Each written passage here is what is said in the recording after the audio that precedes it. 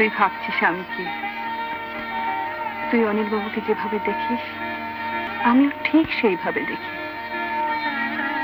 সেকাল হলে আমি হতাম তো সতীন, আর ঝগড়া করতাম বরকে নিয়ে।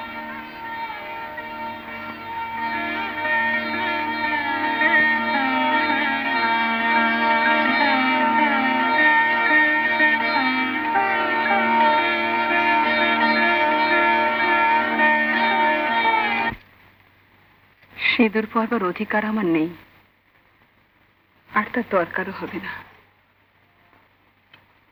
ঋষিকেশে গঙ্গার ধারে বসে ভাববো মহাদেবের পাশে গৌরীর মতো অনিল বাবুর পাশে রয়েছে আমার সতীন শ্যামা। তুই থাকবি কাছে, আমি থাকবো দূরে। তুই করবি তার সেবা, আমি করবো তার ধ্যান।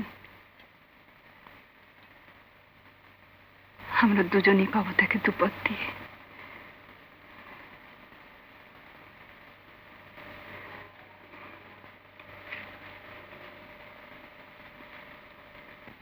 চল বোন,